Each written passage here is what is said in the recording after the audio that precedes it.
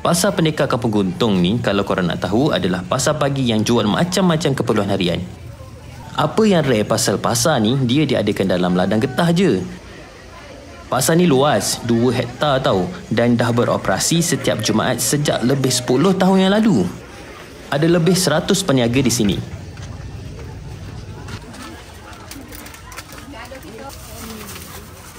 Apa yang best pasal pasar pagi ni, korang akan jumpa kuih tradisional yang susah nak jumpa kat tempat lain.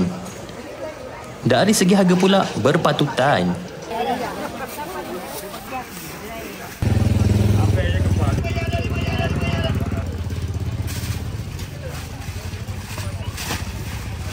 Kita orang dah beli beberapa makanan-makanan yang menarik lah. And then harga dia pun murah. Dekat sini juga bukan ada makanan saja, dia ada sayur-sayuran dan juga makanan-makanan basah. Macam contohnya dekat sana ada ayam segar yang disembelih. Lepas tu ada juga ikan-ikan sungai, makanan-makanan, pakaian dan sebagainya. Jom kita tengok apa lagi yang menarik kat dalam. Pasar ni kira-kira 3.5 km dari Bandar Pasir Putih dan sekarang dah jadi antara tarikan utama di sini.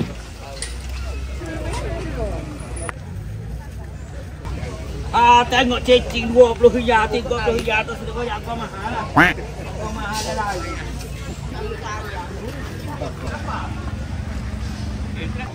Jom cuba kedai makan ni, Padu Geidok.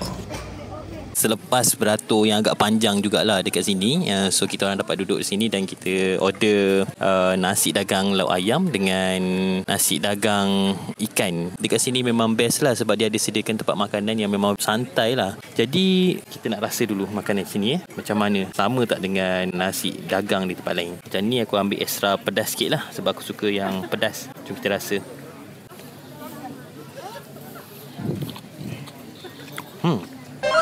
Sedap kuah gulai dia, kena dengan tekak aku lah. Typical orang kata kalau pasal Kelantan ni kata manis, tapi aku tak rasa makanan dia manis. Dan memang sedap lah, dia ada rasa pedas, dia rasa rempah, and then yang paling penting dia punya nasi pun tekstur dia memang sangat terjaga lah.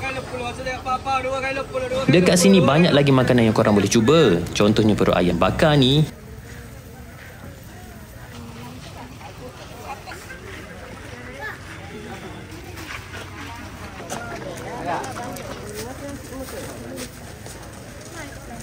Jam pun dah hampir pukul 10 dan orang pun makin ramai, jadi eloklah kita orang gerak ke tempat seterusnya pula.